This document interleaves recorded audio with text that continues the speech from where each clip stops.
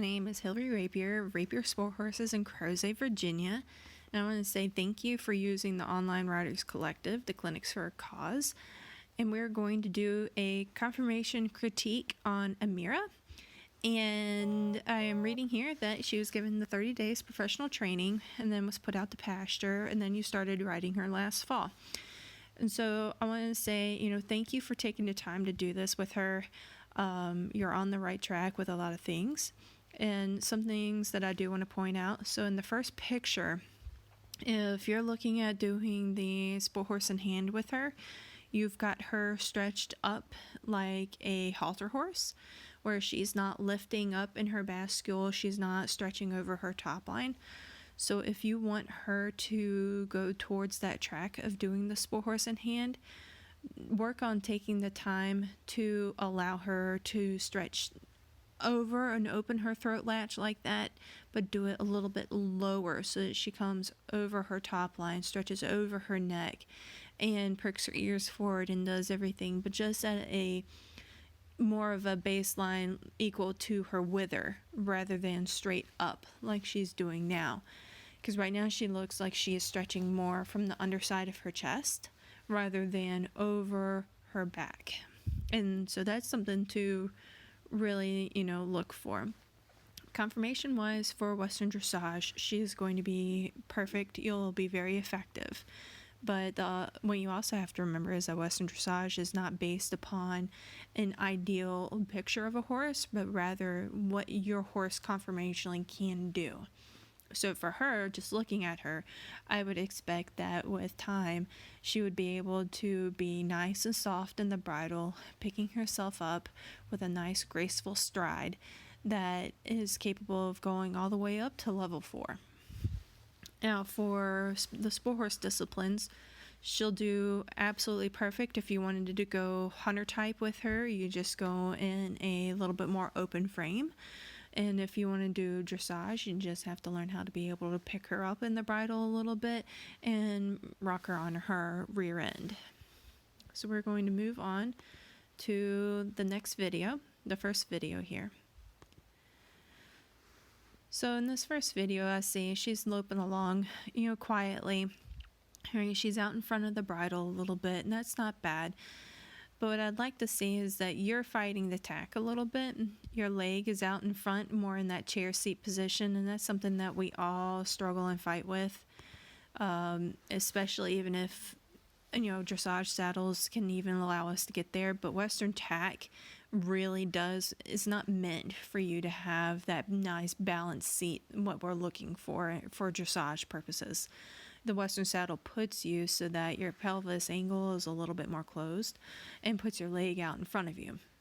So you want to take the time to make sure that your stirrup length is appropriate for you, by meaning that if you take and flatten your thigh out and drop your leg down, that your stirrup hits at a comfortable point for you, and that you're able to take your fenders with your saddle and swing them. And it's going to take a lot of time and a lot of effort for you to be conscious, but you want to bring your leg back so that you have that shoulder, hip, heel alignment. And it'll take time, but you'll get it. And that'll allow your horse, because one thing that I see that she needs to start developing is her sling muscles. So her pecs, her pectoral muscles, and the muscles underneath her shoulder blades. That is what those muscles will allow her to pick herself up in the front end. So if you do exercises such as going over poles or doing a lot of balanced transitions, notice I say balanced. It's about the quality versus the quantity. You don't want to do 10 quick choppy transitions up and down. You want to take the time to do quality transitions where you're preparing her, you're using your half halts, you're sitting up, you're sitting back, and you're allowing her to travel up to you rather than you pushing her down. Because in the one transition that you show, I'm going to back up a little bit. You prepare her and you start tipping forward almost immediately. And then when you pat her, her head goes to the outside. So what that tells me is that you're not using enough inside leg to establish your bend. You're using more inside rein. So if you take that inside rein out of the equation, you should be able to sit there and use your legs and your outside rein specifically to create your support pillar to help guide her into the bend. So that would be the next thing that I would suggest, is for you to really work on that bend. Really work on asking her not to tip her nose, not to tip her head, but to ask her whole body to create a curvature. Okay? You want to think of, if you were to draw a string and take this string and wrap her nose to her tail, then instead of it just being her head turning and her neck, that her whole rib cage comes around with it. Okay, so think of that figure. Think of taking your hand and going from flat and straight with your palm to arcing it a little bit, and how every single bone in your hand moves and every ligament and tendon is moving with your fingers to create that curve. You want to create the same thing with your horse. So when they're doing it correctly, when the bend is happening correctly through the back and correctly through your sling muscles, okay, that'll help that inside hind be able to come up and forward and through, creating that impulsion, creating that balance that you're looking for. Okay? So the next thing that I also wanted to say is that when I pause this, your back of your saddle is lifting up. Okay? So you may want to either look at your position of your saddle and make sure that you don't have it sliding too far back to where it's, the rear end of it is hitting on the hip bones, or two, that it's not too long, because that is something with her being short backed that you may run into this complication of the skirts of the saddle, the bars and everything, everything coming back too far. I have that problem with several Arabs that I work with, and what I ended up having to do was have saddles custom made. One is a round skirt, and the other one is 24 inches from front to rear, so that I can basically put it on every short backed horse that I have. Not telling you to go rush out and to look at a different saddle, but look at how your saddle hits and where it's placed at, because you want to have that hip free moving to be able to come up and underneath, because until it's able to take that full step stride, then you're not going to be able to keep that pure quality gait. All right.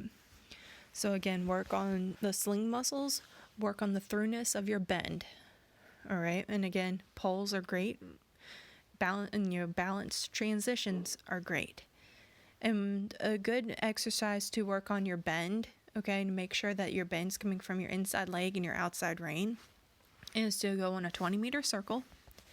Okay, so we're going to pick at B. All right. B, we're starting our 20-meter circle, and you're going to come, around to E, and at E, you're going to do a 10-meter circle. Okay, and you're going to ask for this 10-meter circle riding the outside rein. So you're using inside leg to outside rein to ride the circle. Okay, and you're going to come around, do that 10-meter, and then you're going to, once you finish the 10-meter E, you're riding the rest of the 20-meter to B. At B, you're going to do another 10-meter. Okay, keep doing that exercise of where you're doing a 10-meter, half of the 20 to another 10-meter, half of the 20 to another 10-meter. Keep doing that until she's nice, soft, and balanced, and is able to you're able to guide and bring her shoulders around, and with your outside rein and a little bit of your outside thigh. Okay, you don't want to use that inside rein to pull her nose around, because as soon as you start to do that, I promise you, her outside hip is going to go falling right on out, and then she's going to fall on her forehand to the inside. And it'll take time, but that's one of my favorite exercises to do. And then as she progresses and as you progress with those aids, then you can even start adding in 10 meters every quarter of the circle. Okay? And all 3 gaits. It doesn't have to be just done at the jog. So we're going to go on to the next picture. which is you and your hunter tack. And that alignment that you have right there, where it's literally your ears, shoulders, hips, heel, almost a perfect straight line. That is what we're looking for your balanced equitation. Okay. She's a super cute little horse, and looks like y'all had a great show that day, and that's fantastic. Congratulations. So we're going to move on to the next video. So this video, you're going around at a trot. Your leg is a little bit better, but this time your hands are up and high. I would like to see for your hands to come down towards her wither and out in front. Let her kind of stretch up and out to you. And it looks like you're riding in a martingale. And I would say at this point, you could probably take the reins out of the martingale and start having her work without them, because the martingale is creating a break where she is dropping her nose down from the fourth and fifth vertebrae, and you want her working all the way up and breaking at the second and third vertebrae at the very last point. We really want for her to kind of learn to carry herself and pick herself up naturally. So my thought with that is that, try it. You can always have the martingale on, and you don't have to use it, but try going around without it and taking the time and asking for the bend and everything. The exercises that you want to do with, like, especially the 20 meter to 10 meter, if you're in a martingale, you're not going to be able to have that little bit of opening rein if she needs it on the inside with the martingale on. So trust her. She'll be there for you. Okay, and she'll be grateful, and then you can give her pats and loves and tell her that she's very good. So work on that, and then work on allowing her to stretch down and out. Okay, let her take the rein from you, stretch over her back, but make sure that you continue sitting up with your head up, with your shoulders back, with your chest lifted, and you maintain the tempo of the stretch. Don't let her get rushy and speed up and make it quick. Let her enjoy the stretch. And if she doesn't give you but a couple strides of it, that's okay. Then you gather the reins back up a little bit and you keep on going. But don't let her just rush and get quick through it. Let the timing be from you. Okay. So that's what I have for that video. Like I said, she's a very lovely mover. You should be extremely successful in doing, dressage, Western dressage, and sport horse. I love how flat she reaches, and she steps up very nicely up underneath herself.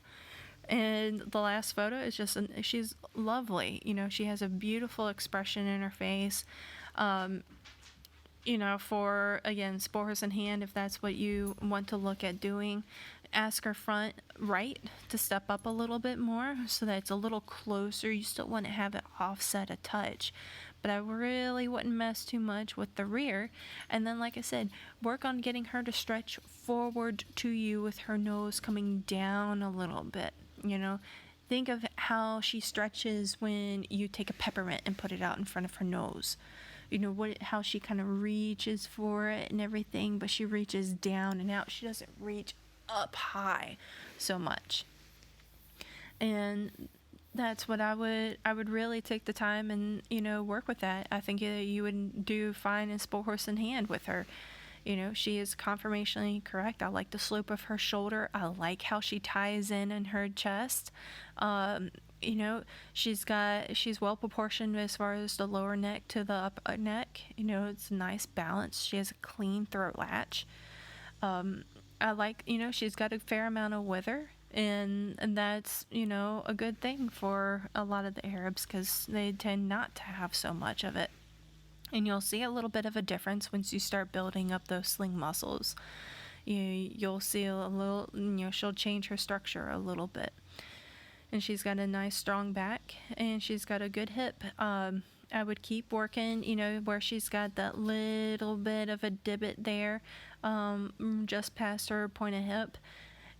that'll build up as you start working her and asking her to use herself and stepping up correctly.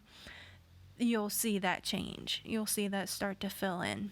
And another thing to add into it is your transitions of asking her to come down to the halt and back up and then step off.